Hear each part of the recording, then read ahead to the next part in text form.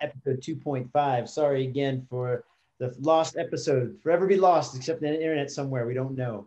But we're bringing back our guest, Coach Carlos Camacho. Hello. Runs the kids program at Beta Academy, is a purple belt in Jiu-Jitsu, and are you an orange belt or a yellow belt in Muay Thai? I'm a orange belt in Muay Thai.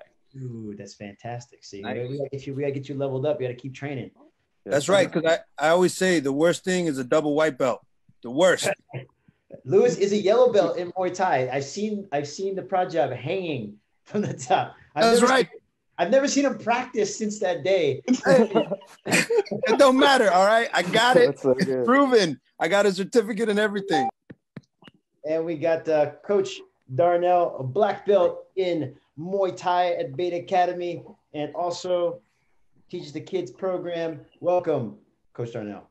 What's going on, fellas? Call this the dad segment. You're check us also out. a dad to be again. So this is your family is growing. This is a fourth child in your family. Yeah, working on the basketball team, you know. Just a few more, just a few more. I figured like that's a good way to start. You toss them here. Hold this football. How do you feel about this? Hold this basketball.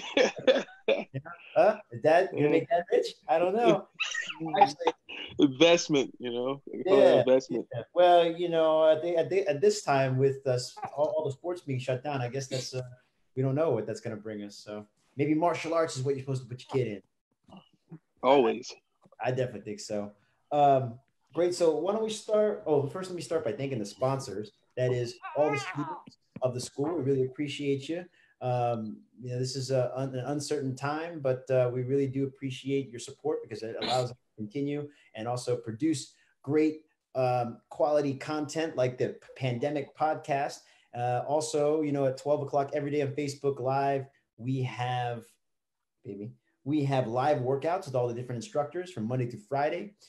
Also at 6 o'clock now we're having breakdown viewing parties for the different martial arts that we offer at the school: Brazilian Jiu-Jitsu, Muay Thai. We got the kids breakdown with Coach Carlos, doing boxing, watching different fights online with the instructors. So be on the lookout for that 6 o'clock every day. Now we kind of changed the format of that because we're gonna stream them all on Facebook Live and just have different instructors on to commentate on the matches. But if you're a student and you'd like to get on one of the shows and be on there with us, message us and we'll make that happen.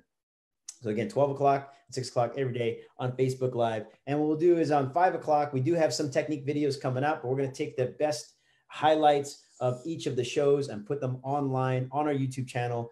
Everything will be on our YouTube channel eventually. So check that often. So hit the subscribe and the like button and, stay up to date with everything. Okay. So again, we'd like to thank everybody. Also, with the current mayoral edict, the DC mayor has extended our shelter in up until May 15th, unfortunately. So that actually pushes our opening day out slightly. We're going to plan to open on May 16th. So that's going to be the new day. We're pushing it out 2 weeks. But we're confident that, we're going to be able to get this going soon. I think for all our mental healths, we're going to need to have the gym or some type of outlet soon, or else we'll go a little crazy. Or some support from the DC mayor, something. Yeah, right. They're making us close. They got to do something for us. They can't just let us starve. They got one fund. It's the micro grant fund. We got $25 million for the 100,000 small businesses in DC. Come get it while we don't have no money. That's basically what happened. So we've applied for everything, every government program, but as martial artists, we can't rely on anybody else to help us out except for ourselves. So while we are not holding our breath on that, we are moving full speed ahead and producing as much content as we can and keeping everybody engaged. And hopefully when this thing lifts soon, we can get right back to training. So that, or we're going to host underground fights. No, bro, no, you ain't kidding nothing. We doing underground fights, bro. How we live in a Kung Fu movie, right? That's it. All we need is a 24-hour test. And if you want to fight, you send us your name. You take the test. We'll send you the address for the undisclosed location. 10 minutes before the fight, you show up and make it happen. 10 minutes. Do it. 10 minutes to get here. Do it. I think it would be great. Anyway, that's we all realize this Kung Fu movie. We got some people on the channel real quick. Bunch of people watching with us. Pamphilo, he doesn't even know what rank he is in Muay Thai. That's okay. He's still good. He's very skilled. I fight with him like once a week when we were having the sparring sessions, and he's really good, man. So he's in a class all of his own. Short man Steve, he said he walked into a daddy daycare. That's kind of funny. Professor Aaron said we could. Well, I don't know if I should say this out loud, but he said we could totally do it in his backyard. Which okay. He's a law enforcement officer, so he's gonna take responsibility. Hyro said he's down. You know Hyro, he's always down. But yeah, he can use that for commentating, Friday commentating. You know what I mean? Hey, that's right. It could be the new fight for me and Hyro. We just watch our own fights and make fun of each other. We could do blindfolds and baseball bats. I think that'd be really getting better and better, huh? Entertaining. It sound like Step Brothers. Yeah. By the way, that movie's on Netflix. Yeah. It's gold right there. I don't understand. Doesn't he say, do you want to go do martial arts in the garage? Like, you could totally do that. Yup. That's right. What a great movie. Love that movie. So while we're all together, just like to, some people don't get to know more about the instructors, all the time. Like we're passing through, running classes. So it's a good time to kind of like get to know everybody a little bit better. I guess we'll start with Coach Carlos. Why did you start learning martial arts? Honest answer. Be honest. I know the answer. My brother-in-law, Coach Lewis. He was in Japan at the time, and they were like coming back here, and we would always talk. We'd talk on the phone probably like once a week, I would say. Like I'd call you guys, or you would call me. And he always talked about like UFC and how he started like grappling with someone in the Navy. So I was like, at first I was like, oh, UFC, what's that? I started getting into it, started watching. I was a big fan of like all the head kicks and everything. It was so funny. Remember we played the UFC game? Yeah, we played the UFC game. I made a guy, and his name was Eddie Legismo. Eddie Legismo. He would head kick everybody. Like that was his whole thing. I got to the championship round in UFC, and all they did was grapple, and I couldn't do anything. I get my butt kicked there. But anyways, so they moved back to the States, and I come from I don't come from it, but I guess my mom's side of the family, they all do Jiu-Jitsu on Guam, or I'm sorry, judo on Guam. So they always talk about it. I kind of been around martial arts, but then I asked him to show me a flying armbar or an armbar, and Lewis taught me an armbar from the mount, and I think that's when I was hooked. Like I was like, oh wow, you can like do this and you can hurt somebody from this. I don't have to punch you. So that's kind of how I got into jiu-jitsu, Brazilian jiu-jitsu. I started making fun of you guys because when you first joined the school years and years ago, I said you guys learned from YouTube. So that's right. That's right. We mastering the system. Yeah, we bought an Eddie Bravo DVD, and that was our jam. And that was so good. Yeah, and all we would do, I'm not even joking, we would drill for like 3 hours, where we would just, all right, you know what? We're going to take turns. We'll do 4 minutes each or 3 minutes each, and we're just going to armbar. Yep. And all we did was drill. Because I knew a little bit, I was a good white belt. I knew stuff from the Navy, and I was like, I could teach you an armbar. I know how to do that. And then, we went crazy in the garage, man. Those good times. We called it the BCG, the Baby Cage Gym. That's right. But yeah, man, it was a lot of fun, and we came into the school, or first Coach Lewis and then myself, and I just it was really cool seeing, because it's like everyone that's a purple belt now or a brown belt, like I roll with them when they were either white belts or blue belts, and it's like awesome seeing like all that happen, and that's like I think what got me hooked was that armbar, and then I was like just kept doing it, and it just got really fun. We'll see, like that we say repetition is the mother of all skill, So if you do it, I fear the man who does not practice 10,000 kicks one time. I fear the man who's practiced one kick 10,000 times. right? And you get good at that, and then when you're in a time of duress, that technique can come out. So absolutely, especially when you don't have access to the knowledge, you just got to practice the techniques over and over and over and over again, and that makes you better. Coach Darnell, what made you start getting into martial arts? When I was a kid, like I guess like most of us, coming up watching like Bruce Lee, it was like something that I wanted to do. But of course, mom, nobody was, where I come from was thinking about martial arts. So that wasn't a thing for us. And then it was also kind of tough for my mom raising like my brother and I solo. So, just watched like all the martial arts movies back then. Big fan of Power Rangers, always wanted to do it. And then finally got that opportunity in 2011. And the thing that got me motivated to do it back then was watching pulled up like Jiu-Jitsu YouTube. And I was like, man, dang, you gotta choke people out, you know what I mean? Or how to get out of chokes. I always thought that was like cool because when I was like a teenager, they used to always, we call it a rear naked choke, but we call it the L, put people in the L and they'll choke you out. So I was like, man, I need to learn how to go. And I was like, all right, I'm gonna try that out. And then Umbach came out with Tony Jaa.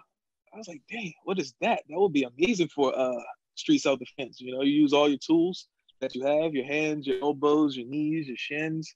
I was like, yeah, I need to learn that. And found Beta online. And I told her, I came across that. I was like, I don't know any martial arts gyms in that area. This is when we were at the church back in the time. I was like, I don't know. I don't know. And then we looked for it, and I was like, yeah, this is not going to work out. I can't believe it's in a church. And then we went around in the basement, and got here. That my internet connection is a little bit unstable. It said. Yeah, it said that to me too. It's an internet connection. I think it's all. Maybe it's the internet. All in all, it's broken. Everything, bro. Forget it. Don't blame me. But the school started. We started at city charter school, which is the next step. I was the corner of 15th and Irving, and after about 7 months, we moved into that church on 14th and Columbia, in between 14th and 15th Street. That was a rough neighborhood and a rough time. I think that the church before we moved in was a boxing gym. For some reason, moving out, so it was like a perfect fit for what we were trying to do. Had a big area downstairs where it was nice and open, have a room down there. And we had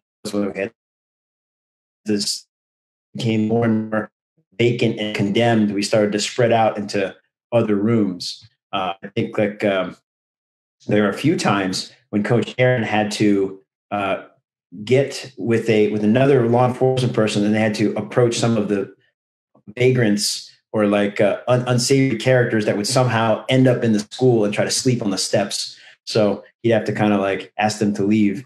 It was kind of a crazy time. And it was kind of like everything was kind of changing around. So it was also like a homeless shelter back then. The school, like it withstood a lot of the different changes that were happening. One time it caught on fire. I mean, there was so much that happened in that church. Was that church was crazy, man. That church was crazy, man. I remember I would walk around like when I would get there early and like just explore the church. Man, there's a lot of secret passages and some scary, sketchy rooms in that church, man. Literally like scary portraits and pictures and weirdness that was happening all over the place. So, but it was our home, We still, as I said, we slowly kind of spread out. We spread up into the upstairs. We called the Shark Tank. So that became like the dance room that we had. As like more and more people went out. And later on, the congregation, the pastor left. So we kind of like were the overseers of the property, and that was our home for like a good 3 years. Towards the end, it was getting kind of crazy. Like I remember we didn't have any air conditioning. So if you work out in there, there would be puddles of sweat downstairs, just like huge puddles of sweat. Also towards the end during the wintertime, we had this gigantic boiler room.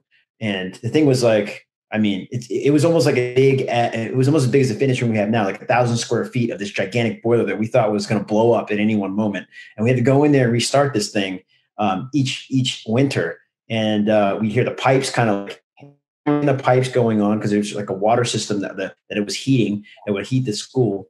And randomly at these little spots, sometimes the pipes would crack and shoot like boiling hot water down in different directions. They almost hit a couple different students. So it was just like over time, we were ready to get out. And that kind of like brought us to 14th Street before anything had ended up next on 14th to Florida. And, that's kind of how we ended up. But you guys all joined. What's that? Sorry. I got some people are talking about that. Did it used to be called Kelly's Boxing Club? It was Keely's Boxing Gym. Yes. I tried to. Yes. And I think Keely was, some of the owners, there was some kind of misappropriation of assets that was happening because it was a DC funded program. And we had a couple run-ins with him too. Like he came in and wanted to get his mirrors and he wanted to get his stuff. And we were like, dude, like what was happening here? So it was kind of a crazy time, but the pastor supported us. And so did council member Jim Graham, who wanted to have a martial arts program in there. And we told him we're going to bring a kids program eventually. And that's kind of where our kids program began down there in that church. Aaron also remembers a time that he had to slam some dude that was going through people's lockers. Do you remember that? Yes. We were very fortunate to have Professor Aaron at the school. So, but I got to see him work a lot too, because he'd look around and there was another guy named Ezra. He was one of our MMA fighters, one of our champions too, and they worked together. And so you'd be like, Ezra, let's go take care of this. And they immediately the demeanors would change, like, sir. They walk up to him, really, really authoritatively, and that usually got the job done. So we never had to really go into anything else. Also outside, like, I don't know if you guys know, it was like a jungle gym out there, like a kid's jungle gym, right? That was there. And then there were gigantic rat holes, like the size of my fist. And there were rats the size of cats, because in the back, they also had like dumpsters and these rats would go through there. And I remember one time we went on Craigslist, we like needed to order exterminators to come. And so like, I don't know where we found these people, but the two people came, they must've been from like the South somewhere. They had like, really heavy accents, and they brought BB guns. So they were like, what are you guys doing? We're the exterminators. So they brought chairs, sat in front of the schoolhouse, and put some like food out and was waiting to shoot these rats that would come out. Oh my goodness. This is the craziest thing I've ever seen. I mean, it's like a bunch of stories there. I mean, I personally miss it. Like you said, it was so many different rooms to like train in. But the kicker, or two kickers for me, was one summer, or in the summer, that's when the cold showers paid off the most, because they'll take cold showers. Those showers were the worst ever, man. Not in the summertime. Dude, those were amazing. I remember this one time, Lewis, like I trained at the school probably the last month that Beta was there. And then we moved over to the church. We moved from the church to the new location on 14th in Florida, the basement. And I remember we just trained, and then he's like, hey, when you take a shower, there's going to be like 5 seconds or 30 seconds or something like that of like warm water. And then it's going to get really cold. And I was like, all right. So like, sure enough, we get in there and I'm like rush into the shower. And then like whatever that number was, it hit, and it just this sheet of ice just engulfed my body. And I was like, oh my God. Like, it was the worst. It was the worst. We ended up, the water, we could never really figure it out. We tried to, sometimes we get hot, sometimes it wouldn't. But you had a shower at the school, it was just really cold. There was also times where there was like huge gaping holes in the roof. And whenever it rained, the rain would come down into the advanced area and then would feed down into the sanctuary. And then everything would get all, we'd have to go and bail out the water. I mean, it was great. And the mosquitoes. There were mosquitoes. Oh yeah. Like, no matter where you were, like you're gonna get bitten by a mosquito. Like, chilling upstairs, or that was. I remember when they came in during the testing because someone. We had to try to get some air in there, so they left the door open, and oh man. Oh man! Yeah, there was, and you couldn't leave the door open. Like there were like we had little signs to lead everybody to the little cave area where you got downstairs. People were really sketchy. Like there was a lot of people probably turned away at that point when they decided whether or not they wanted to step in there. What was going to be waiting for them?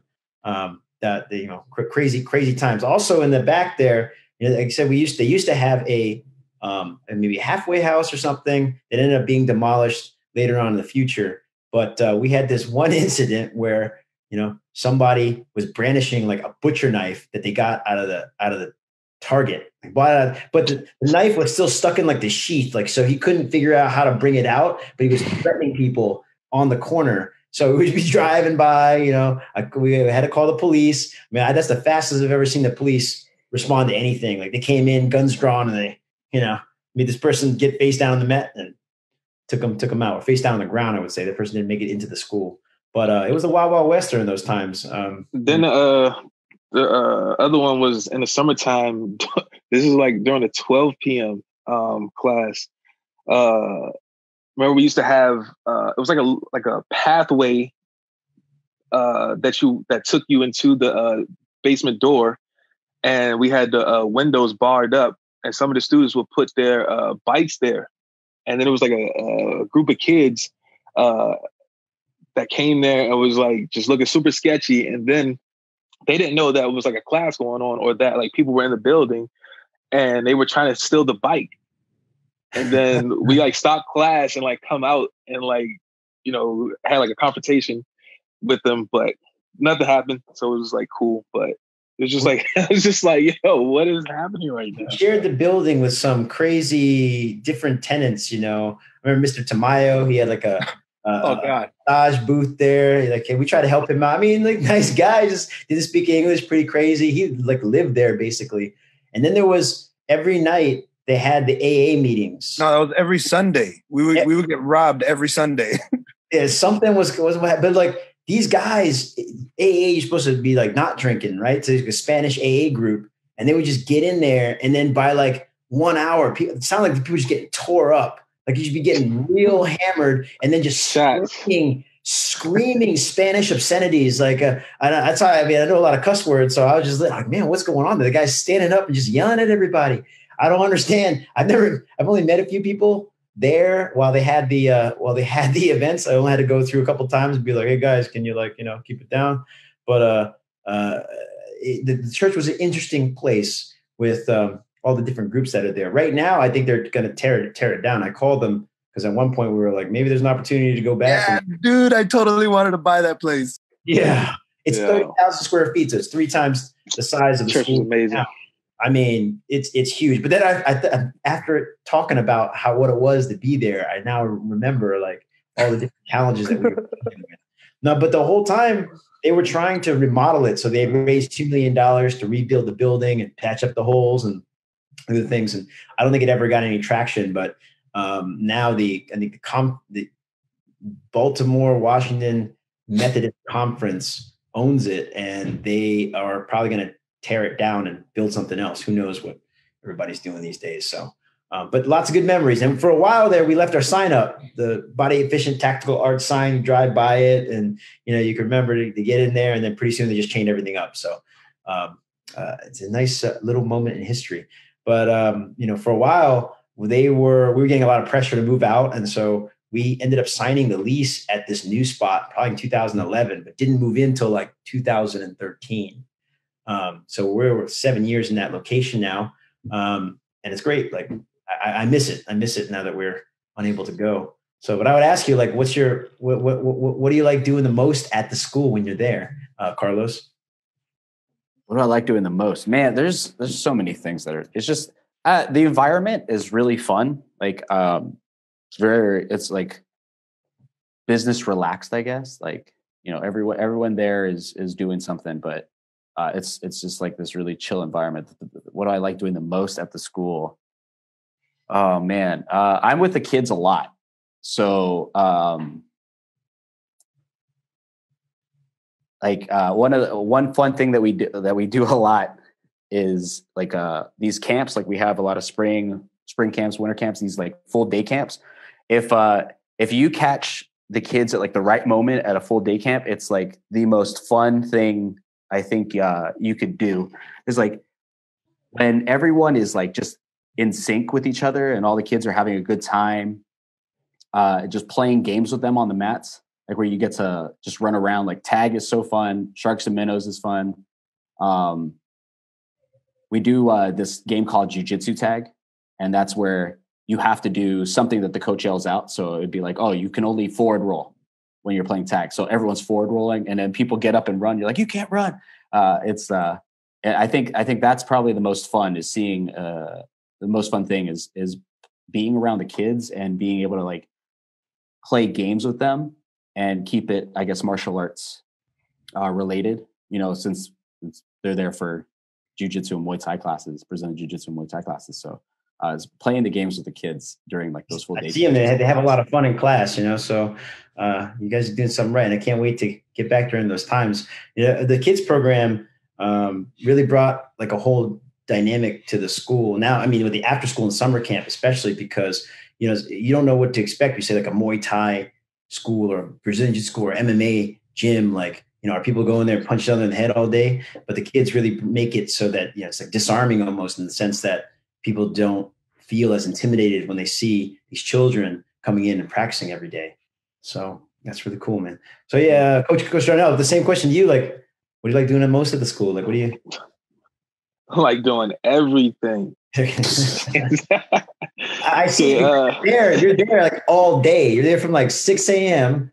all the way to 10 p.m. pretty much, like 3 or 4 days a week. So I think that's a fair assessment. Everything.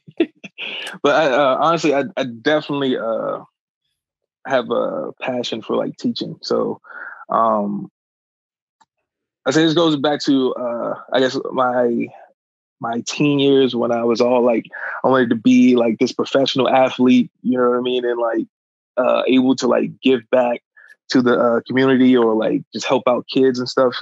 So since I'm not super rich, can't do that. So this is my way of giving back, you know, teaching people how to protect themselves, making them feel better about their day. You know, they had like a rough day, they come in, train, they feel better going home. I just want to be that highlight, you know, to help people, you know, in any way possible, whether they get a laugh with me, they get a sweat with me, both, you know, I just want to give back. Well, you guys both mentioned kids, and you both teach the kids. Like, what do you think that kids benefit from when they train martial arts? Carlos, you want to go first, or you want me to? I think, sure, I'll go first. I think kids most benefit for this is like a productive way of getting energy out, right? So like, if it just like as us as adults, like whenever we have like a rough day, like it shows on the mats, right? And I think that this is a good way for the kids, especially, is like this gives them a way of getting all this energy, whether it's positive, negative, extra, and you know, it puts it to good use. It puts it to good use. Like, so it just takes that energy and makes it into something that's like useful for them. So I think, you know, other than like the whole, it gives them discipline, it, you know, look forward to something to do. I think this is a good outlet for kids to just get energy out, and it keeps them where, if they're getting energy out now, doing this when they're adults, it'll kind of like come together for them. You know, you see all these kids that train from a young age till they're older. There's a lot of like the famous ones, you know. Now this is like what they do, and they're so good at it, and they're so disciplined with it. So I think like that would be like the best thing that they get out of this, is that outlet. So that outlet of martial arts, if that makes sense. I you know, probably rambling a little bit, but You know, it's funny. I'm just gonna just real quick because, like, you know, I kind of force my kids to train, even though I keep it undercover. You know, like I act like I don't want them to train, or I don't care if they train, but you know, they know I need that black belt when they get a little older.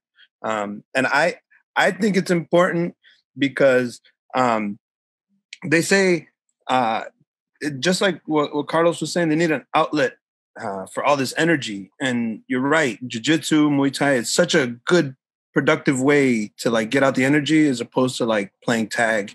You know, they're learning something real skill. And granted, little kids can't beat up adults, but you know, this kind of coordination that they're learning, the repetition they're getting, it's going to be good for them later in life, I think. Sorry, go ahead, Darnell. Sorry. I'm happy you said it. That's pretty much the route I was going to go. I feel like I can't speak for other martial arts schools, but Coach Carlos and I constantly like talk, you know, have conversations about how we want the kids program to go. And we pretty much have the same idea, and that's to help them in their futures. As an adult, you know, I try to have martial arts carry over into like everyday life. So I feel like that's the biggest benefit that they can get. The things that we teach will kind of help them, you know, when they're trying to get a job, in school, college, you know, just their future. So all around. And a lot of my experience as well have carried off from lessons on the mat that have helped me in the future. You know, I first started teaching martial arts when I was 15 and a half. I mean, I started leading Kung Fu classes early on in a teens program at the school that I was at, Shaolin Martial Arts Academy. It's no longer there anymore. But when I started training Muay Thai with Master Mike Moses, I started teaching or helping classes when I was about 16 years old, about 15 or 16 years old. I remember he was like, you know, you want to teach martial arts? I was like, yeah. He's like, well, go do it. I was like, well, what do you mean? Just teach his class. Like, we'll warm them up. I think that's how a lot of the instructors at Beta started, right? You were like, all right, you're teaching today. I do the same thing to them. I just throw them right in there, right? So, you know, now we have a good training program and everybody goes through that. But, you know, there's something to be said about trial by fire and getting right into it, trying to mix it up. I started out there a year. I got thrown out there a year. Like, okay. I had 2 months of training in the United States after training in Thailand, and then I had my first fight, and then I started helping out. So, but it's helped me because it allows me to be comfortable speaking in front of a group of people, also organizing like, you know, people's efforts. And I remember that I was going for my first an interview at this company in the finance department. And, you know, I got the job just doing like a presentation. And the first thing I did was call my martial arts instructor, Master Mike. And I was like, hey, you know, I just want to thank you for all the experiences that you know, let me have and put me through so that, you know, I could come to this moment. And, you know, I have had many teachers, many people who've helped me out through my, you know, journey through it. And I feel like we're all still going through the journey. And everyone has a place in my heart, you know? And that's also what I find in the martial arts community is, you know, everybody's so kind and giving and help you through this. And you kind of keep this connection with people that, you know, you couldn't find through any other sport or activity. And generally, like, you're going to see these people throughout your whole life. And it's not always, you know, you get to the point where you're almost like family. You fight with your brothers and sisters and siblings and, you know, your cousins and that type of thing. And everything kind of like goes in waves where you have good times. And there are times when, you know, you just want to strangle each other. But luckily we can do that. You know? So that's, you know, that brings up a good topic because Coach Kasha, she had a question about she'd like to know why we all decided to invest in the martial arts as a career. I think a lot of professionals, something I notice is people hate their jobs, man. It's amazing to me how many people hate their jobs. And sometimes I talk to people and it's always like a give and take.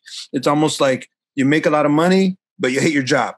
Or you love your job, but you don't make a lot of money. And I feel like that's a tricky thing, you know, because granted, you know, none of us are making a ton of money, but, you know, we're getting there and we were doing really well until this thing happened. And now we're going to start over again and we'll be all right. But if we can just maybe ask everyone, because everyone here has kind of devoted their life to martial arts. Honestly, all of us are in this full time, and like maybe we'll give all of us can give like some sort of short answer. We didn't have a lot of time to think about this, but maybe if anyone's ready, maybe Nak, you go first. Like, why did you decide to quit that accounting job and kind of pursue this? Maybe I know it's a long story because we've talked about it so much, but maybe we can. Long and the short of it, I've always tried to find teachers through different things. So when I was even in corporate America, you would say, I'd always try to find small businesses and people that were able to take me under the wing and teach me. But at the same time, like, it wasn't something that I truly had a passion for. Like, I don't want to do spreadsheets all day, although I think I do more spreadsheets now than I ever did. There. Maybe it's like the why, as we always say, like, why am I doing this? And if I'm dealing with other people's money problems, it doesn't really give me that satisfaction. Yes, I might help them. And if I do something wrong, they're going to be pissed at me. And this is kind of like my life. And I'm not saying there's anything wrong with that, because I had to go through all that to arrive at this point. But I always, since I was very, very young, loved training martial arts, the idea of martial arts, what it brings and what it represents. And always in my life, I was some way involved in it. And for me, for a while in DC, there was no schools. So I was just traveling like half an hour to an hour to go train. And then I'd come back, and that was most of my day because I was working from 9 to 5 and sometimes even later than that. So when the opportunity came to open a school, I had to okay with all my instructors and get their blessings. I decided that was the best route for me, and that I could invest all my energies into something I really cared about. Now, this is not martial arts school was not my first business. I had like 5 other businesses before. So it's like my cousin Vinny, like for me, he passed the test like 6 times. Like for me, like 6 times is a charm to get it right.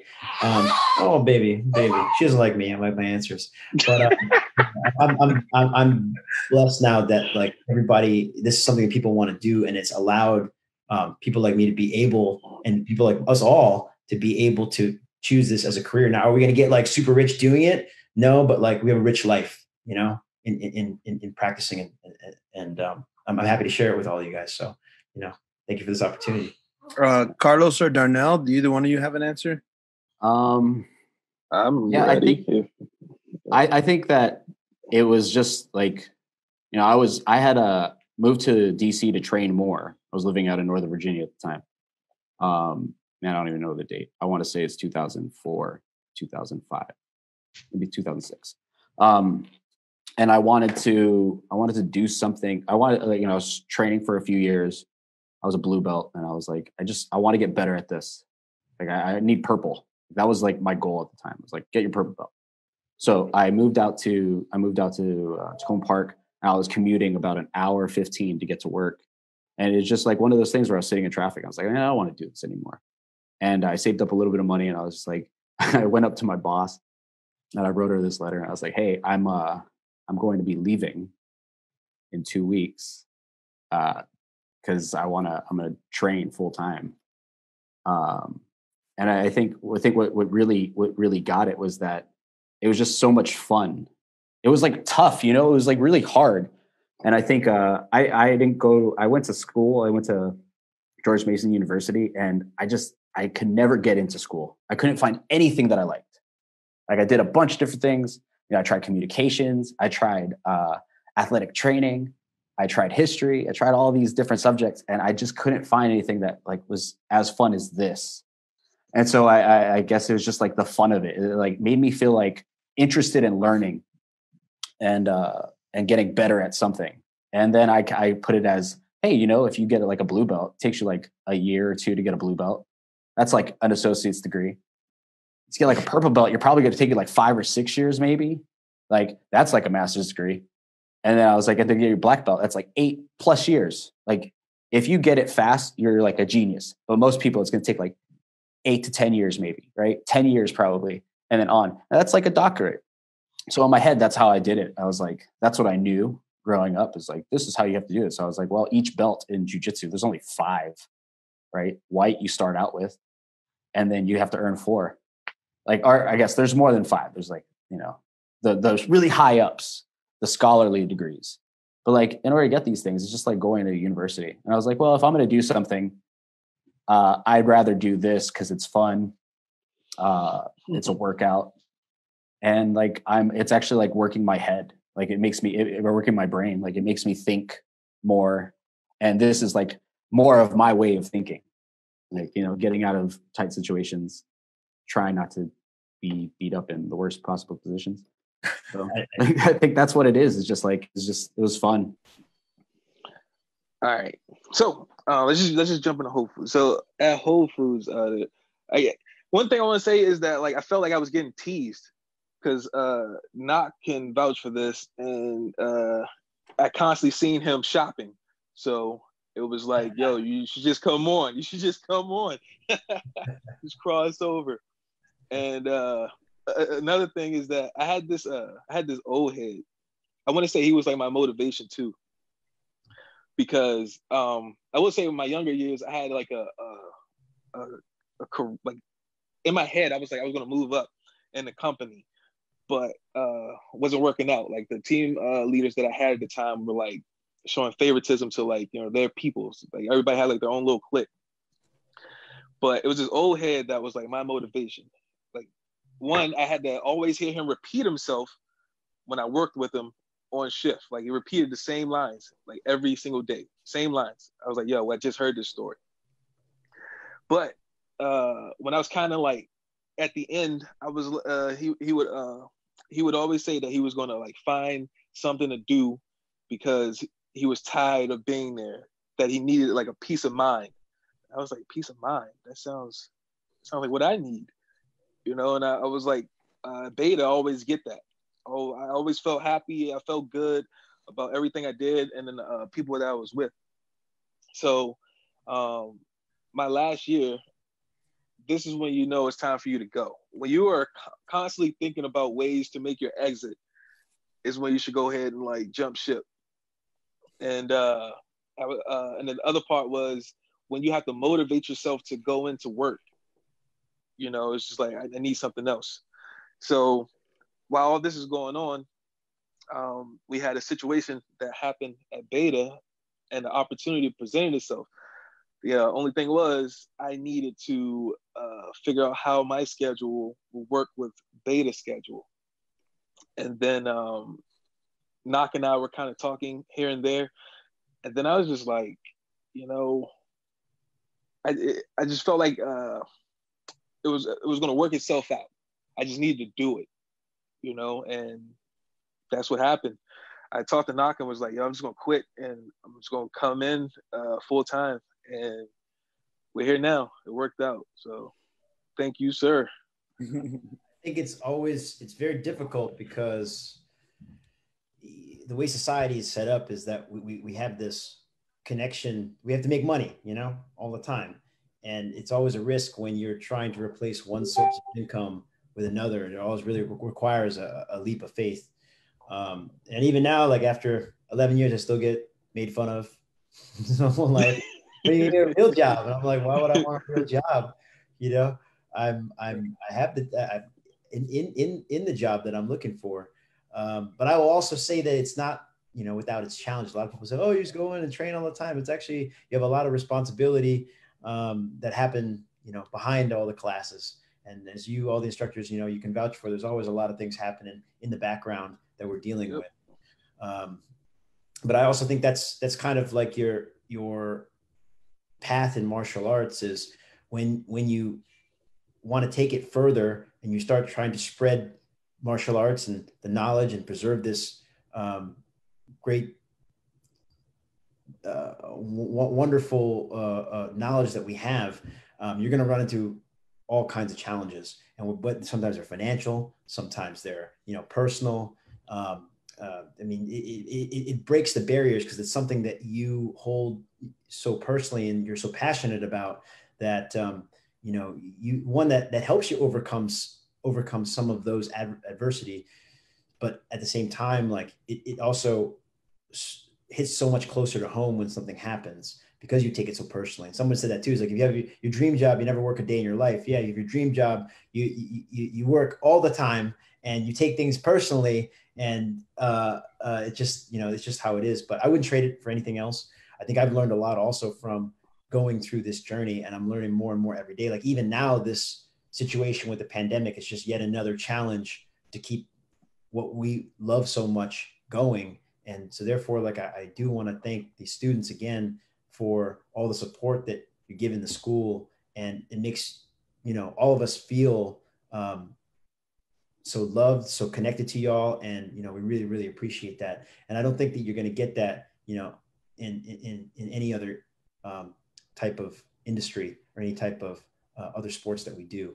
So, we all do this because we love it. In the sense that we dedicate our time to practice martial arts. And again, that creates like, deeper connections with all the people that we practice with. So, at the end of this thing, I want to be back on the mats, doing what we do. And we don't know what that looks like yet, because, we have to kind of see how and adapt to the environment. But I have no doubt that we're going to get back to this soon, because, we care about this so much. We want to make it happen. Yeah. I just say what you just said there. I was at Whole Foods for 10 years, and this week coming up will be my 9th year at Beta. And I was cool with people at Whole Foods, but like everyone at Beta, I just feel like family, like it's family, like a family outside of my family. And that's why I spend so much time there. So, yeah, just hard to find that type of, atmosphere at like a retail job or office job, So I'm happy where I am. And we love you there, man. And it's part of the culture too that we try to foster.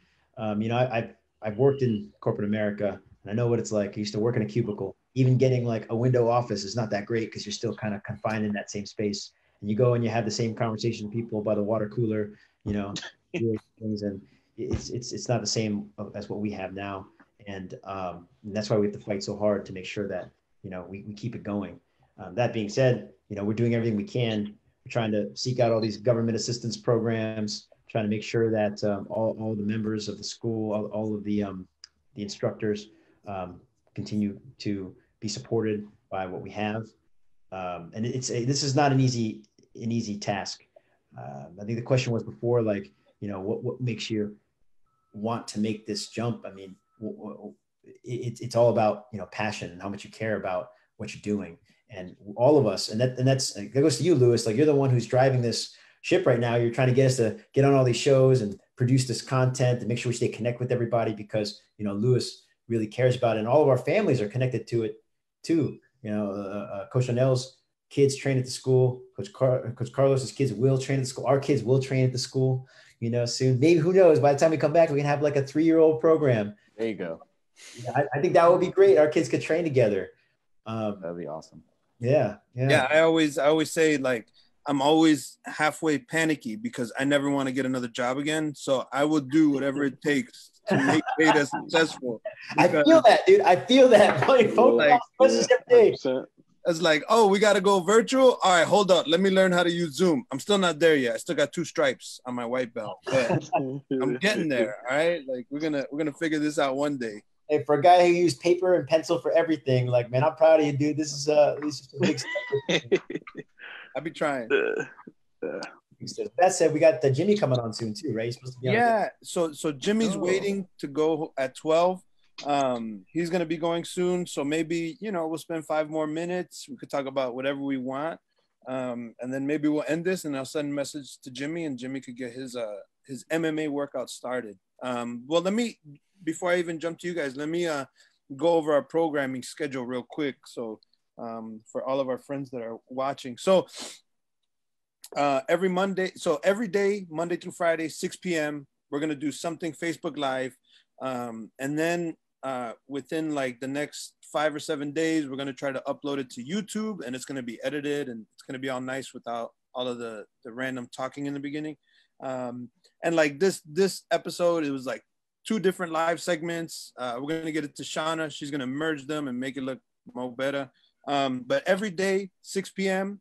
Mondays, we're doing the beta grappling breakdown. That's with me and Coach Jimmy. Tuesdays, we're going to watch fights with Nak. It depends on what he wants to watch. I think this week, who you watching this week, Nak? Rob Kamen and Ernesto Hoost. We're going to watch a couple of their fights individually and then watch them fight together. These two, Rob Kamen is a wealth of knowledge when it comes to Muay Thai and kickboxing. And I grew up watching him, and I want to share some of those fights with you. He's a great fighter. He's got 119 fights, I think, and like an 80 or 90% knockout rate. So it's huge. Check it out. Tonight at 6 p.m., me and Coach Jimmy are going to watch a bunch of Lucas Leite. I'm a big fan. And he does everything I try to do, which is really good. Wednesday, we're going to have a beta striking breakdown with Coach Darnell. You know what you're going to watch yet, Darnell, or not yet? So I had people in mind, but for the students, I want you guys to decide. So I'm going to put up a poll online with some names of people that I like to follow, and then you guys can like vote in who would you like to see. Oh, that's a good idea. And then on Thursday, Carlos, he hosts the Beta Kids Breakdown, and usually Jimmy joins him. Jimmy's all about that. And that one's different than all the other ones. This one, a bunch of kids jump on and they all kind of talk to each other. We're still going to Facebook Live it. We're still going to post it. Carlos watches matches. You want to talk a little bit about that, Carlos?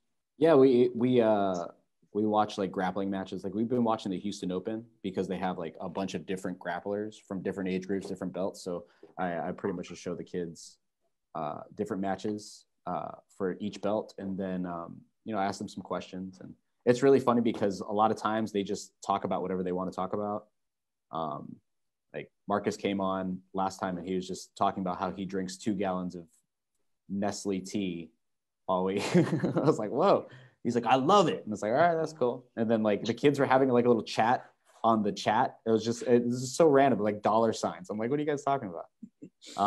But yeah, that's pretty much it. We're just going to watch them grappling and just hopefully Muay Thai if we can find some fun stuff with kids in it doing Muay Thai, and then just have a discussion.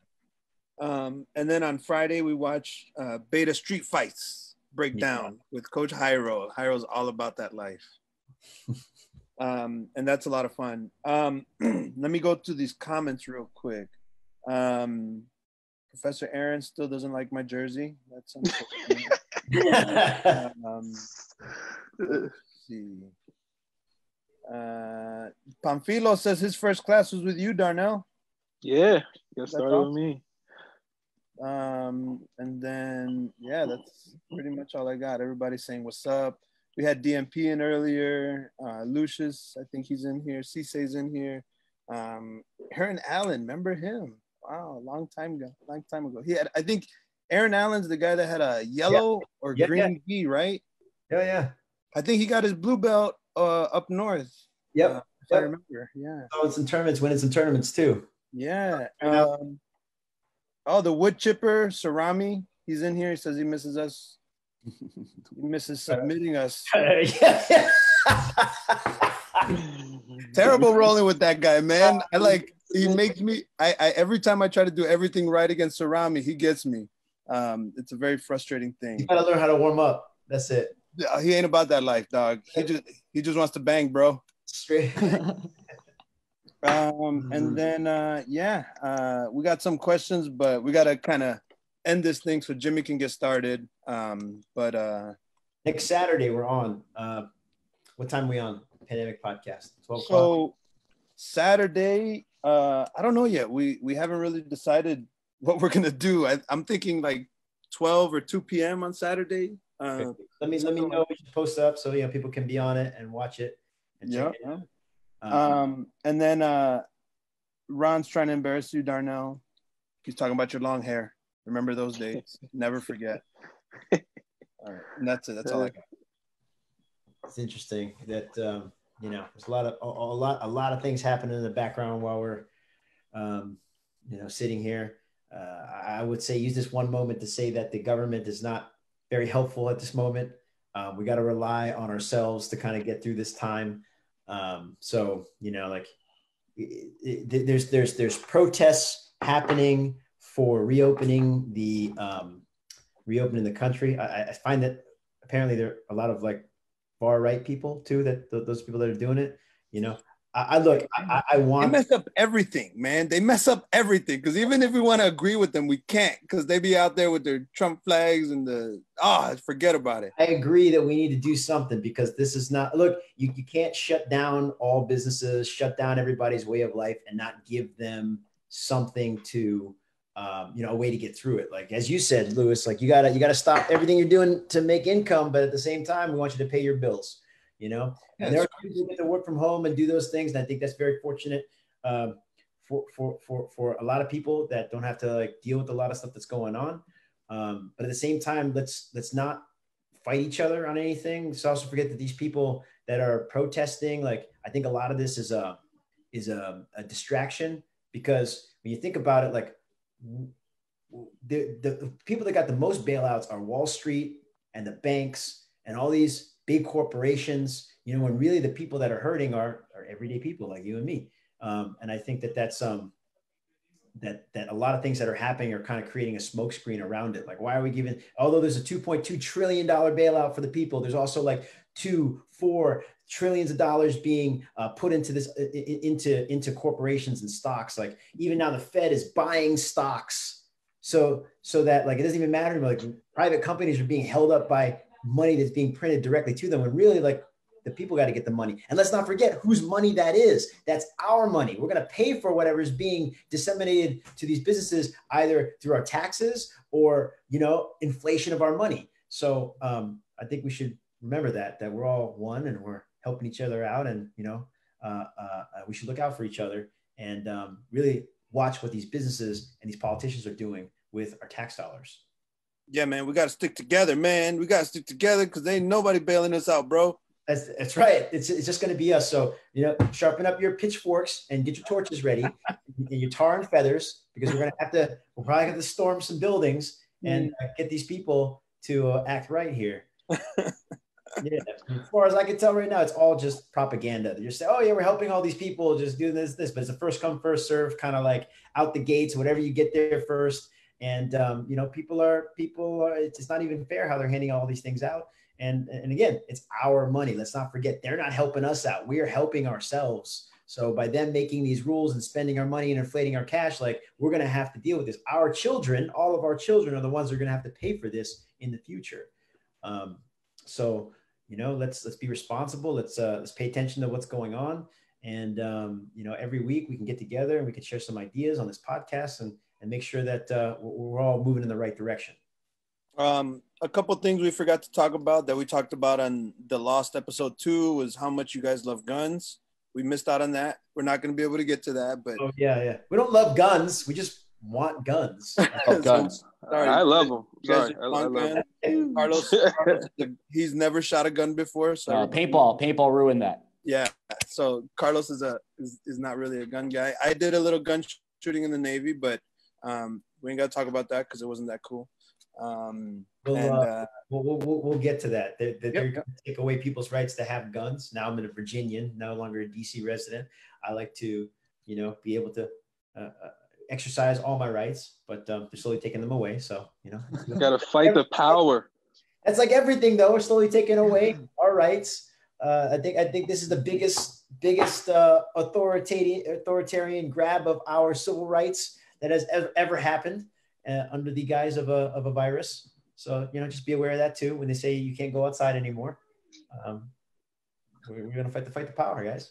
I get the opportunity. I'm stockpiling. I'm letting you guys know now. So before we end, Darnell, is there anything you want to say to all your fans, all your peoples out there?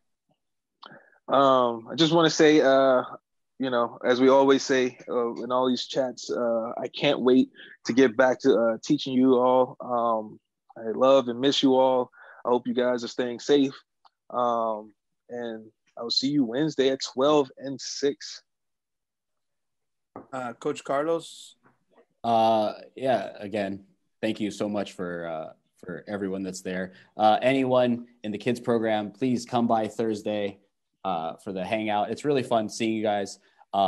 Leg locks don't work. Flat Earth is real, and I love everybody. Well, since you guys said that all that good stuff, I'm gonna say no, thank you to everybody, and no, I don't love anyone. Sorry. Nice. That's messed up, dog. Mic drop. Hey man, we gotta go opposite sides, right? You gotta have yin and yang. There you go. Yang. Balance it up. Everything is balanced. But yeah, thank you so much for everybody supporting the school and supporting the podcast, supporting the content. We're excited to produce more for you as we move through this time. And let's just make sure we stay safe and stay strong during this time.